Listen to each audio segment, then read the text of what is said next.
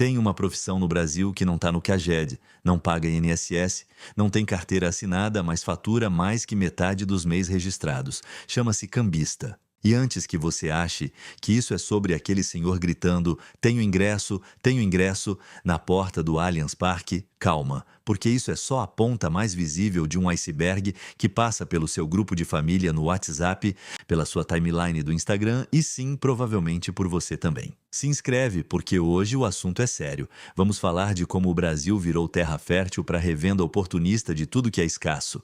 E por que ninguém quer admitir que faz parte disso. Todo mundo tem a mesma imagem mental quando ouve a palavra cambista. Um cara de boné, óculos escuros mesmo à noite, parado na esquina do estádio sussurrando preços como se fosse traficar informação sigilosa. É a imagem folclórica, quase engraçada, do sujeito que compra na bilheteria e revende na calçada. Fofo, ingênuo, quase artesanal se comparado ao que vem a seguir. Porque enquanto você ri do cambista de esquina, o cambista 2.0 já automatizou o processo inteiro. Existem bots, sim, bots, os mesmos que compram tênis limitado em 3 segundos, programados especificamente para invadir sites de venda de ingresso no primeiro milissegundo em que abrem, comprar o lote inteiro e revender em plataformas de terceiros com markup de 300%, 400%, às vezes 600%. Rock in Rio, Lollapalooza, jogo de final de campeonato, não importa o evento, o padrão é sempre o mesmo. Ingresso esgota em 4 minutos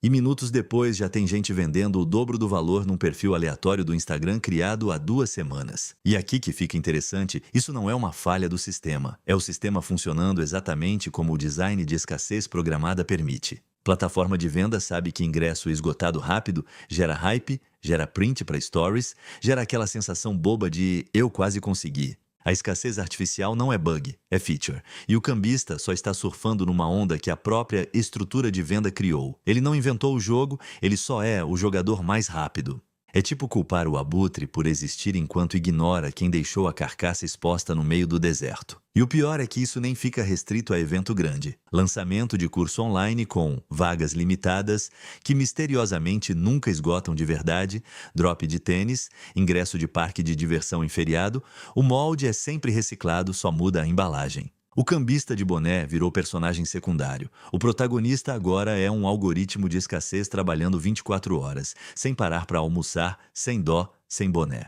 Mas isso nem é o pior. O pior vem agora quando você descobre até onde esse golpe educado já se espalhou. E claro, não podemos esquecer da fila do restaurante badalado, porque agora existe gente cobrando para furar fila em hamburgueria da moda, tipo um sistema de castas gastronômico onde quem paga mais come primeiro. É basicamente terceirizar paciência e tem cliente pagando com o cartão sem pestanejar. Repara no padrão, muda o produto, muda a embalagem, mas o roteiro é sempre idêntico. Escassez, ansiedade, revenda, lucro fácil, console, tênis, boneco, fila de hambúrguer. É a mesma peça de teatro reencenada com fantasias diferentes e a plateia continua aplaudindo de pé. Mas surge a pergunta que ninguém quer responder em voz alta. Por que a gente finge tanta indignação com isso, enquanto uma parte de nós faz exatamente a mesma coisa?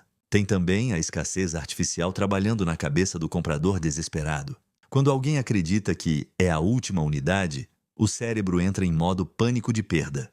Aquele medo ancestral de ficar de fora que a psicologia evolutiva adora explicar e que o marketing moderno adora explorar. O comprador não está pagando só pelo produto, está pagando para aliviar a ansiedade de e se eu não conseguir nunca mais? O cambista não vende ingresso, vende alívio emocional com markup de 300%. E aí vem a parte mais engraçada. Quem mais critica o cambismo em público geralmente é quem mais participa dele em privado. É aquele parente que posta indignado no Facebook sobre revendedor sem vergonha e na semana seguinte está vendendo 2 ingressos que sobraram por R$ 30 a mais no grupo do condomínio.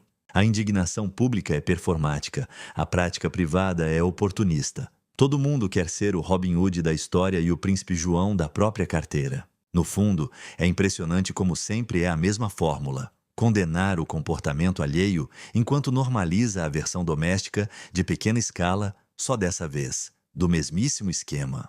Mas isso nem é o pior. O pior é quando a gente para de fingir que é só o outro que faz isso. Chegou a hora do espelho e ele não tem filtro de embelezamento. Lembra daquele ingresso de show que você comprou só para garantir e depois vendeu para o seu primo com uma taxinha de conveniência? Pois é. Lembra daquela vaga de estacionamento que você guardou com o carro do seu cunhado e depois cobrou uma ajudinha de gasolina de quem queria estacionar lá? Também é. O cambismo não precisa de CNPJ.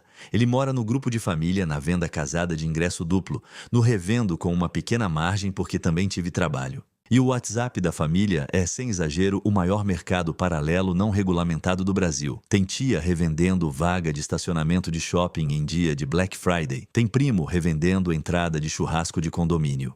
Tem aquele parente que compra 10 ingressos de cinema em pré-venda promocional só para revender pelo preço cheio para quem esqueceu de comprar antes. Ninguém chama isso de cambismo porque soa feio demais para ser dito em voz alta dentro de casa.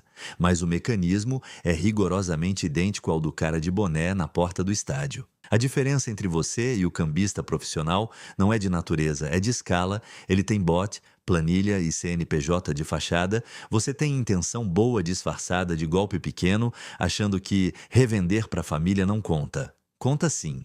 É só cambismo com desconto de parentesco e roupagem de favor. E o mais irônico é que a gente adora se sentir superior ao cambista de rua, como se aquilo fosse crime hediondo, enquanto pratica a versão descafeinada do mesmo esquema achando que é gentileza. É o clássico, eu não roubo, eu só pego emprestado permanentemente, só que aplicado à revenda. Talvez o problema nunca tenha sido o cambista. Talvez o problema seja que o Brasil inteiro aprendeu, desde cedo, que escassez é oportunidade e moral é flexível quando o lucro é pequeno o suficiente para parecer inofensivo. E tem um detalhe irônico. Em país nenhum do mundo o verbo quebrar galho tem tanto prestígio social quanto aqui. Quebrar um galho é visto como esperteza, não como oportunismo. O cambista, no fundo, só profissionalizou o quebra-galho. Ele pegou aquela mesma lógica cultural de eu resolvo, você me paga uma gorjetinha e escalou para nível industrial com bot, Instagram e grupo de revenda automatizado. Talvez por isso o brasileiro ria tanto do cambista de esquina e, ao mesmo tempo, normalize tanto suas próprias versões domésticas do esquema. Rir do outro é mais fácil do que admitir que o jeitinho brasileiro e o cambismo são primos de primeiro grau criados na mesma casa com a mesma lógica de escassez é oportunidade, moral é negociável. No fim, talvez o cambista não seja o vilão da história. Talvez ele seja só o espelho mais nítido de um país inteiro que aprendeu, com muita prática, a lucrar em cima da própria fila. Resumo irônico: cambista de boné, bote de PS5, revendedor de Funko Pop, tia do estacionamento e primo do ingresso de cinema. Todos fazendo exatamente a mesma dança, só que em palcos diferentes. Uns com CNPJ, outros com grupo de família. Reflexão final: talvez a gente não odeie o cambismo. Talvez a gente só odeie quando é o outro lucrando em cima da fila que a gente também queria furar.